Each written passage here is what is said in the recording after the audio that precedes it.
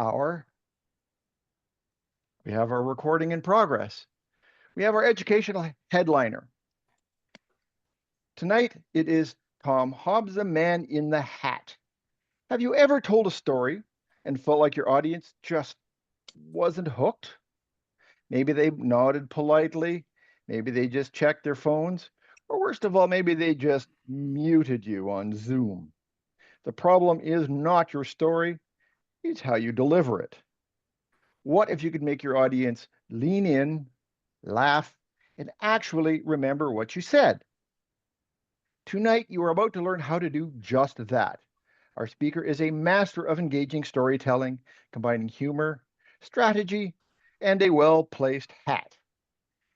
He's here to show you how 5 simple dialogue techniques can transform any speech, any story, any stage, starting the moment you leave this call. We have Tom Hobbs, the man in the hat from Find Your Funny Toastmasters. Please welcome him.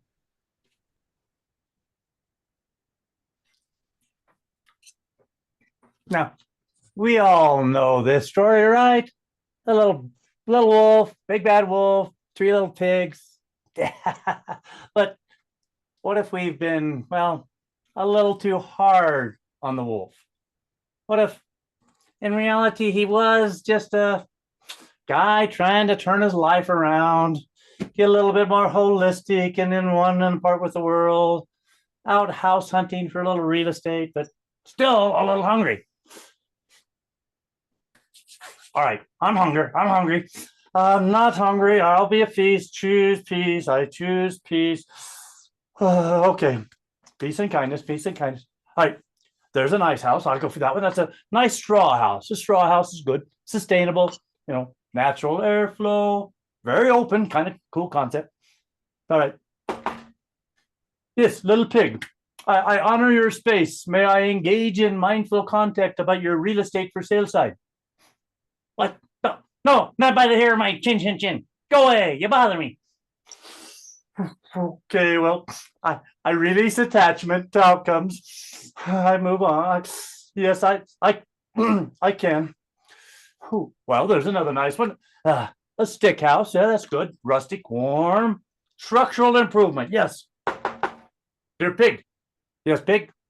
Would you be open to a conversation on mutual respecting of sale of your real estate? No, go away. You bother me. Probably not by the hair of his chin, too. A little song. He's always on patience, kindness, patience, kindness, patience, kindness, patience. I'm not hungry for bacon. I do not smell bacon. I do not. Okay. Oh, here's a good one. Brick house. Nice brick house. Yeah, good. Permanent. A little bit of life commitment. Good craftsmanship. All right, let's try it. Little pig.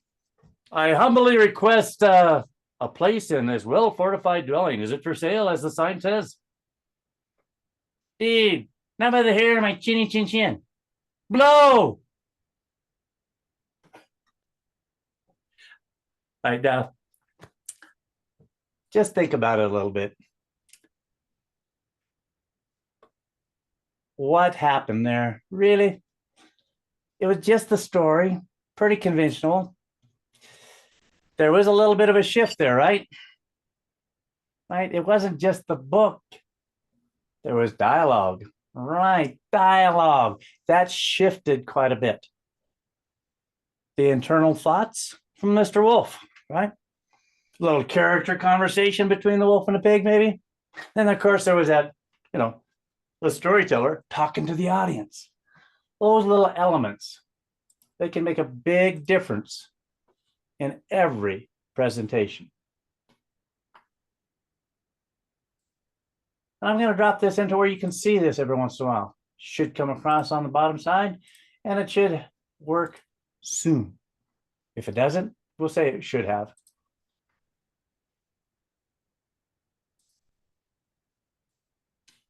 Situation in these types of dialogue include internal dialogue.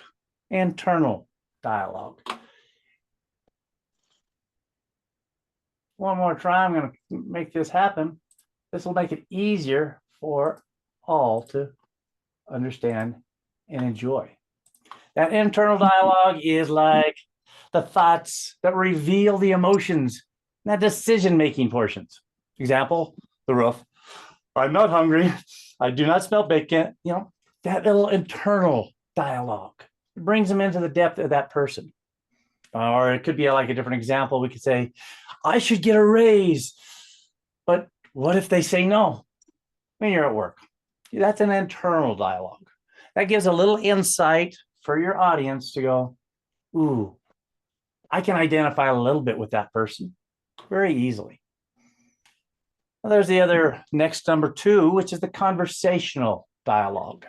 Conversational, that's where you're talking to the audience, not at them, but to them. Like, we all know, right? We all know this story, right? You remember the story about the wolf and the 3 little pieces of bacon? Figs? Yes. That's that conversation between you and your audience.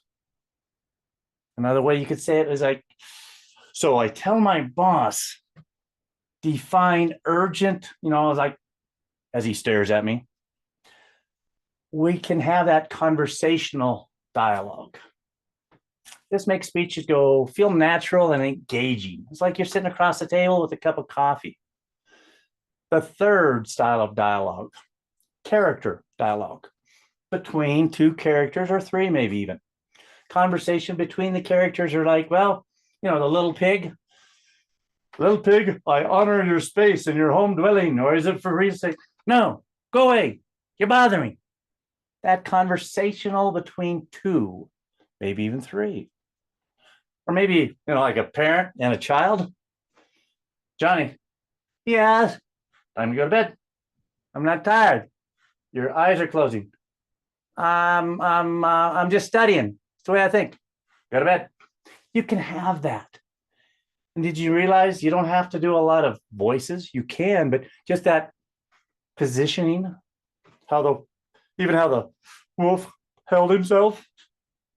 Those little bits can add character very easily with the dialogue. You don't have to have a good Irish accent and wear a good hat to sound like you're from Ireland and maybe just popping around a bit. Be aware you can use that physicality in your dialogues. The fourth type of dialogue, it's an audience dialogue, engaging the audience directly. We all know that story, right? That's the engagement. It was also conversational when we used it, but when we engaged, I watch hands shake their heads, hands go up. Yeah, there were 2 hands that went up. I know that big bad wolf. Maybe they were just saying they're interested in some of the bacon that's being passed around. I'm not sure. We are on Zoom, it does have smell-o-vision. That's the newest app that's part of Zoom. But that audience dialogue, we know that story. Example, what? Show of hands. This works well. We often use that, even on Zoom. You can get people to acknowledge, raise their hand. Now, the reflective dialogue. Often people there's times I've even, reflective dialogue, connecting the story's lesson to the real life experiences. That's a great wrap up or conclusion you might have in a presentation or a speech. Like in The Wolf was saying, maybe he was just house hunting while hungry. Maybe that's how he did it. I was just thinking about, a nice place to rest my head, a place to be in solace, and not frustrated by these little pigs that are running around. You can take it in many directions. Play with it.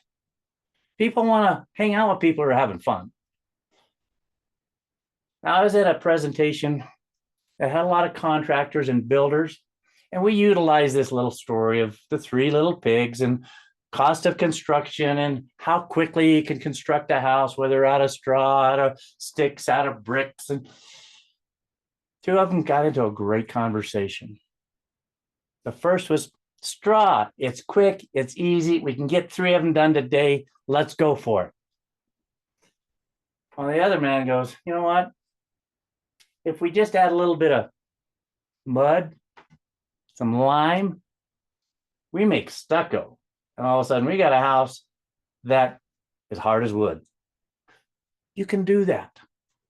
They found a way to reflect about the story and add to the value. Now I'm using the pig story. You can use anything you're teaching or training on. It could be about motivational, it could be leadership. When you engage the stories, it's a little dialogue.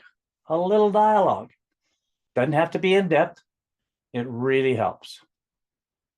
So I'm going to reach out for questions here. We're going to talk about, as you can see, internal dialogue, conversational style of dialogue, a character dialogue, like, dude, just blow me away. Audience, show of hands, and reflective. Let's hear from people. Unmute, give me a shout out. What's some questions, or how can you show me an example how you might use one of these forms of dialogue in a presentation or a training, or one that you've already done? And be aware, I see your faces out there. I can call on you. Sue, who's going first? Emily's unmuted. Oh, okay. I guess I am. I'm just thinking about Tom. In these dialogues, can you actually use taradiddles to make a point? Well, most of the Canadians do that naturally. So if you're doing a couple of Canadian cultures and you have a couple of characters there, that comes across as taradiddles. For those that are watching this video, we have a joke going about taradiddles, a little fun way of saying a little bit of nonsense here and there can go a long ways. So thank you, Emily. That's fun to have there. Let's hear from another person about how you've used dialogue in a presentation and how it was effective. Maybe can you identify which of the 5 of these styles? Francine. Yes, I became a character when I when I was Tater. That's right. Francine had a great story presentation about her dog and how she brought that character of the dog out. It wasn't just speaking in human voice, but is engaging in his actions as well. Rajiv. Yeah, in one of my speeches, I imitated my wife, how she spoke to me, and it was nowhere near that, but I somehow managed to put some shrill voice to indicate it's a female voice. Sorry. Yeah, just adding a shift in vocal tone can give that. Yeah. And you can still do it and honor your wife or your friend. It doesn't have to be a put down in any way, but elevate, but a little shift helps that work out very, very well. Have anyone else? James Moore, our guest, has a question for you, Tom. Yes, James. Well, actually, I did a speech where I was talking about like how you're lucky to be here, and I was talking about the time where my mom and I were having a conversation, and then I also did a reflective dialogue because of what she said to me that made me think about the situation that I was talking about. Yes. For those that remember, when you do a presentation or a training, it's always that little debrief that anchors the reason people were there and what they were there to learn. And that's a great way to use a reflective dialogue. As James says, yeah, walking down the alley after the event, I'm thinking about my mom and the things she did and how she changed our world with a chocolate chip cookie. I mean, yeah, I'm assuming that's how you went or somewhere in that direction. So that's a great way to do the debrief, the anchoring of what was learned or the potential outcome for your presentation. I encourage you, incorporate that. Now here, I see a little bit of chat, and there was one more question about that, about people with voices. Yeah, Francine talked about her dog and his barking. You could do it in different ways. But here's a very simple tool. I shared a little bit earlier.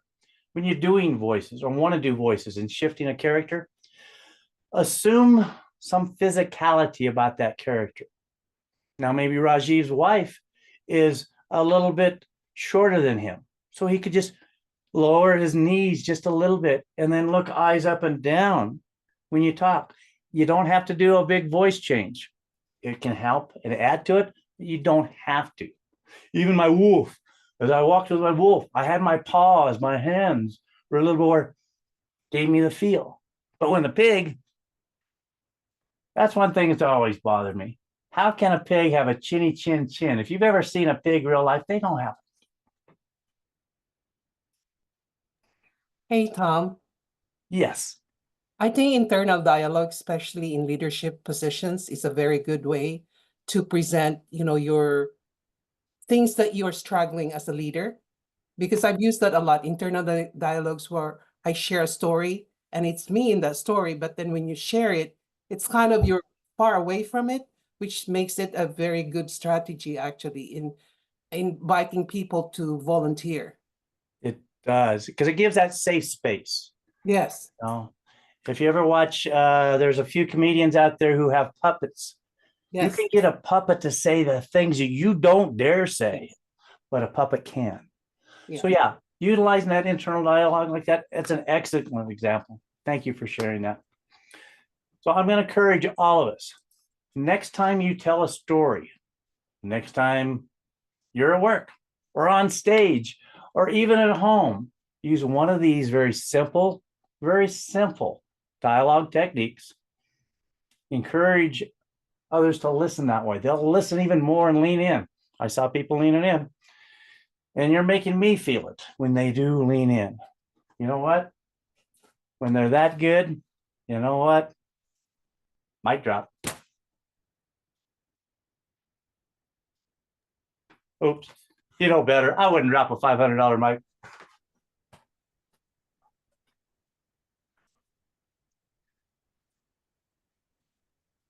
Thank you, Tom. I am definitely overeducated now.